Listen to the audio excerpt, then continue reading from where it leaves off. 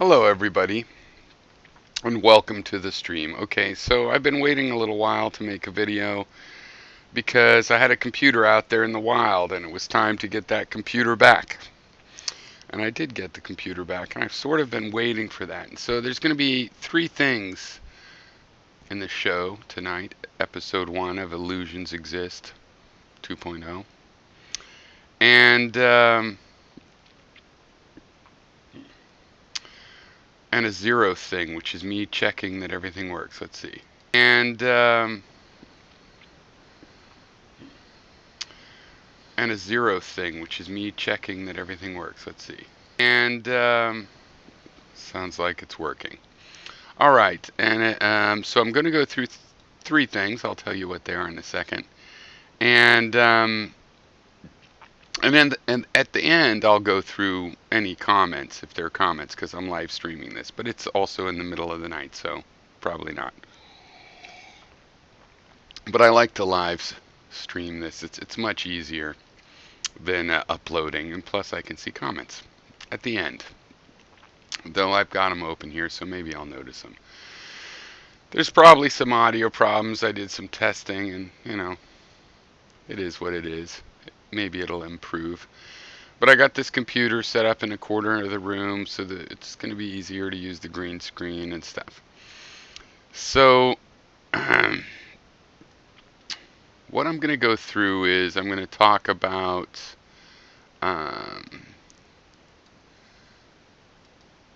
Robert Wallace III. I'm going to talk about Pelosi and Mueller II. In other words, the hearings and their relationship to impeachment and whatnot. And Trump Tower is what we're going to talk about first. All right. Now, Trump Tower, I mean, this is why there were all these contacts between them, the Trump administration and wannabes that wanted to get somewhere with Trump.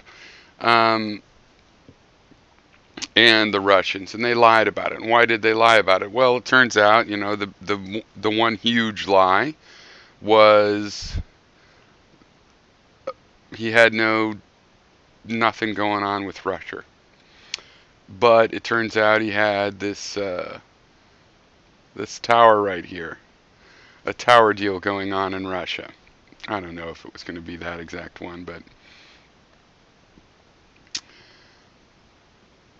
I find that a concern, in the same sense that people are concerned about Clinton and the Clinton Foundation and Chelsea work in there and stuff. I'm concerned about that as well.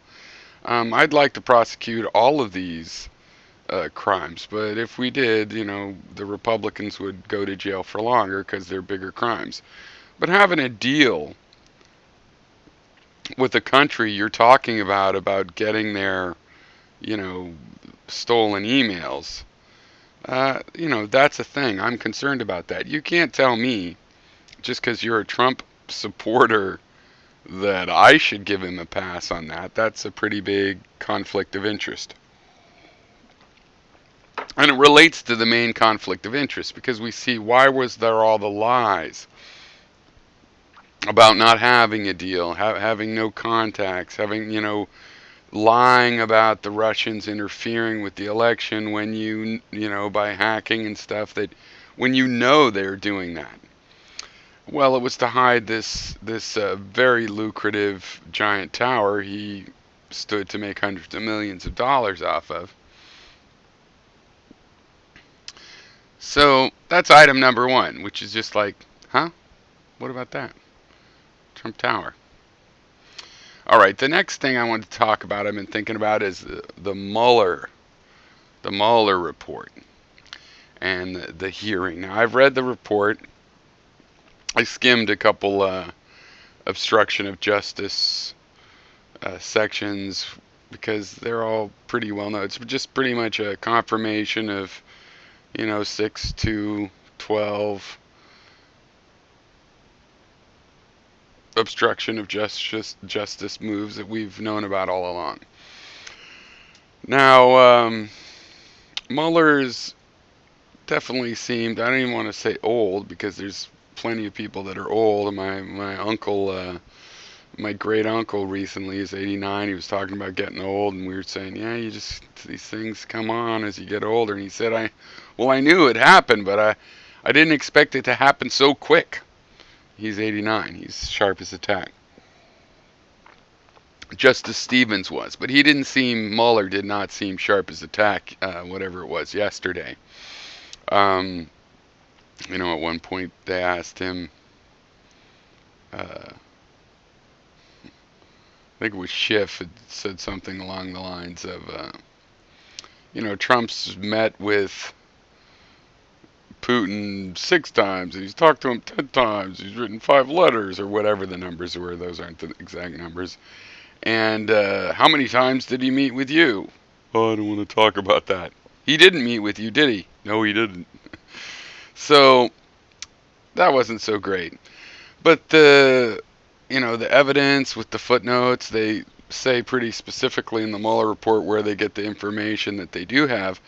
Now, as far as impeachment goes, and we'll get into Pelosi here.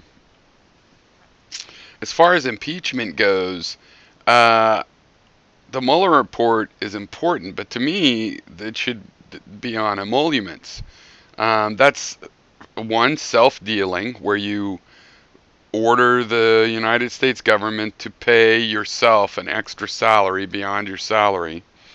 You can't do that. You can't spend $100 million at your own resorts where you're the one making the $100 million and you're the government going there to spend it. You can't do that. That's a conflict of interest. It's self-dealing.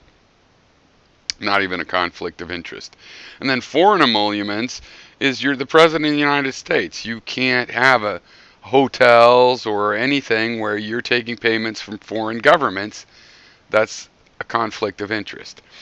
So that's what I think the impeachment should start on. Now, Pelosi has been really dampening down the push for impeachment, and in an annoying way. But the last press conference right after Mueller's testimony was a bit different. She said, look, we're waiting for the court cases. We're going to get the information. We'll judge based on the information. And if he keeps stonewalling on the information, that in itself will be grounds for impeachment, and we're not going to let the clock run out. So maybe she's not going to obstruct impeachment. Maybe she's waiting till after the summer recess, as I believe they call it.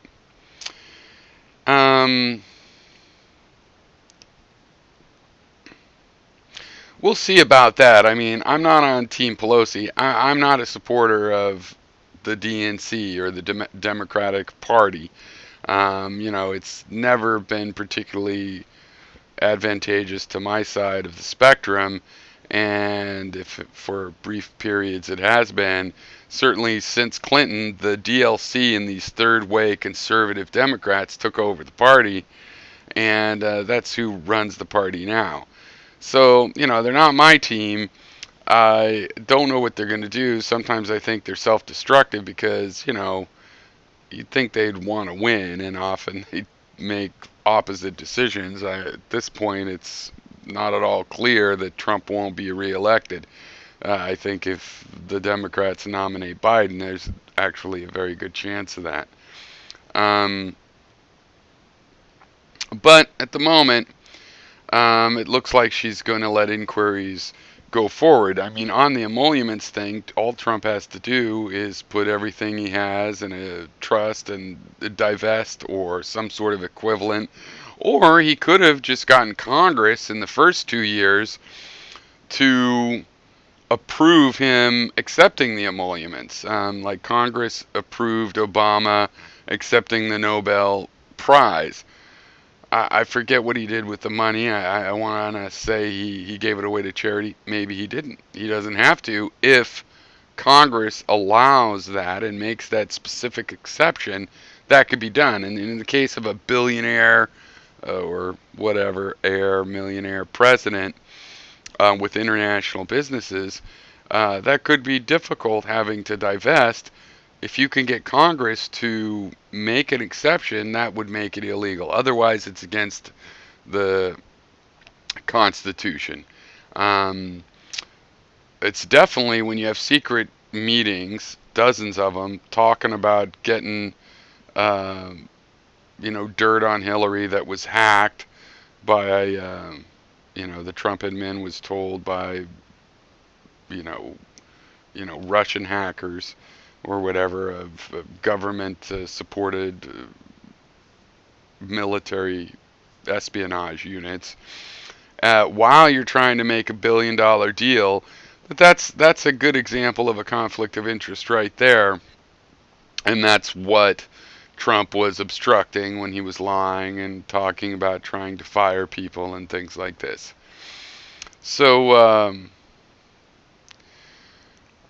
I think what needs to happen is whatever the Senate does or anything is that they should at least put on the record the witnesses and the charges for emoluments, obstruction of justice, and whatever else they find.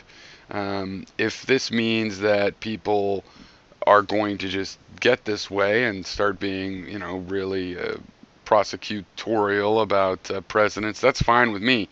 I'd support there being an office of presidential investigation for every president. They all get investigated anyway, and why shouldn't they? They deserve a lot of scrutiny. With this kind of power comes an extra amount of scrutiny. I don't think we'll have a problem finding people that want to be president just because it has to be transparent if that was to ever happen. Now, the final thing is Robert Wallace. I wanted to talk to Robert because he says he's left-leaning and he's supports gun rights. He's a little bit like my cousin, thinking, being, basically not liking Trump, but worried the Democrats are out to steal the guns. My view is that's a bit of a panic attack, that there's some Democrats that want to take the guns, but they're nowhere clear or near being able to do that. So it's not something you really have to worry about as the top scary priority of the world. So I made that video to him on the Second Amendment, and I mentioned it to him, and he didn't reply to me. And I've been making comments in his videos, and he never replies to me. And, I got the message, but I didn't necessarily want to give up. And then in his latest, or what was the latest at the moment I last watched one of his videos, I think it's called Mueller Masturbation. And in there, Quintica, helpful guy, said, "Oh, look, Pyrrho's going to descend, defending the SJW and DNC apologists," which I don't like the DNC. But SJW, sure, yeah, I'll cop to defending social justice and fighting for social justice, absolutely. However, I don't support the Democratic Party per se. Just because they're less criminal than Republicans doesn't exactly mean I'm on their team. I'm just an observer in the stands like all of you are. And, or at least most of you. So, and then Robert Wallace said a really rude thing like, "Yeah, I guess you'd like to hear the sound of his voice echo off his sphincter," or something like that. Now, I don't remember insulting Robert Wallace. I don't remember ever talking directly to him, but I know who he is, and I didn't know if he knew who I was, but, I thought we've both been around a long time. He might think he knows a little bit. But I don't remember ever insulting him or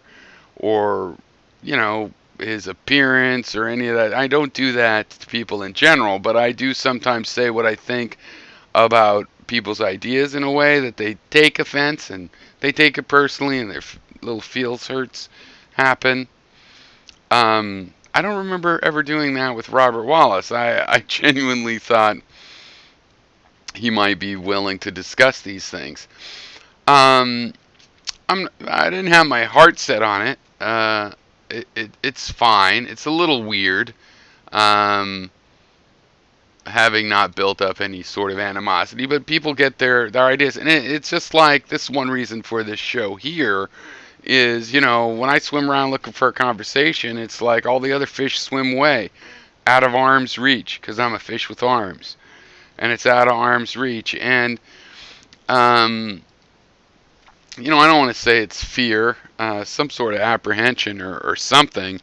Um, it's like, oh, people don't want to talk to you because they talk to all kinds of people they disagree with and assholes. It's kind of like they just don't like the feeling.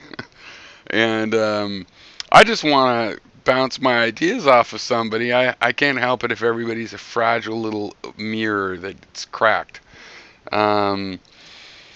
So it's too bad, but whatever. And the phenomena is, and maybe what he wants to avoid talking about, is this thing where people, it's like he's having a Dave Rubin thing where I was a leftist, but then I was hanging around with leftists and they're assholes, so I wanted to leave that group. Well, you can leave a group and you can take your opinions with you. That's what I have done.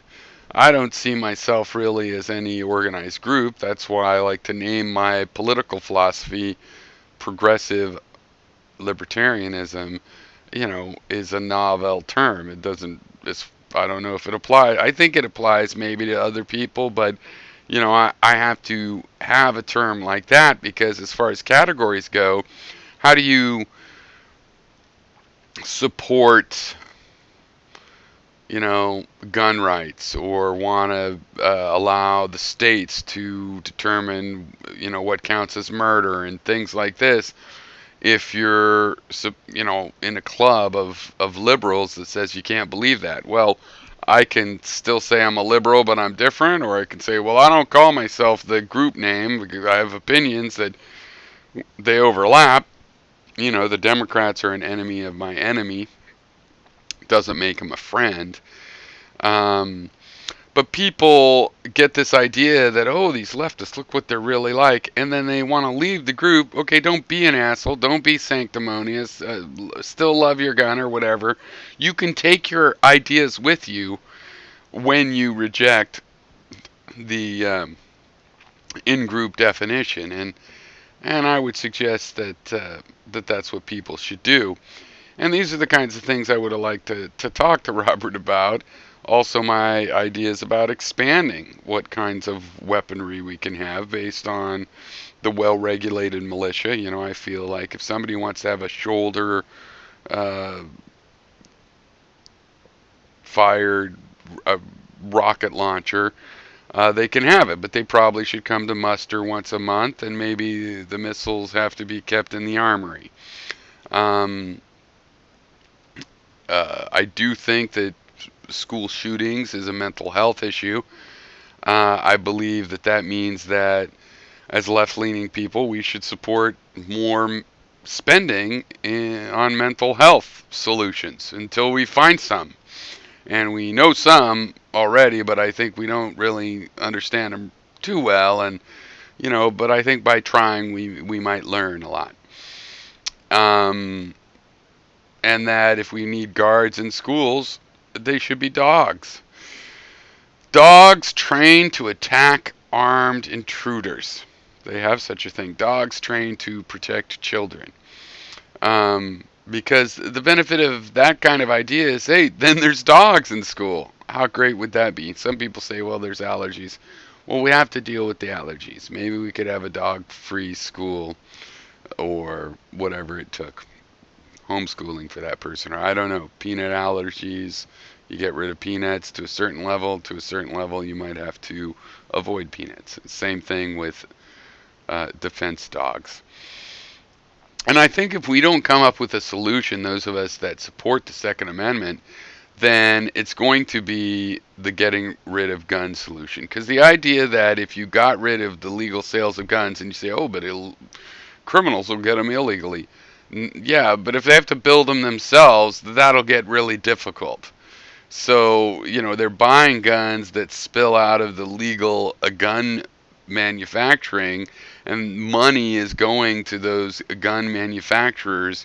And the NRA is not really defending our American rights to guns. At this point, it is a lobbying group for, an industry that makes money off of guns and gun gadgets, not all of which are good for the consumer or anything else.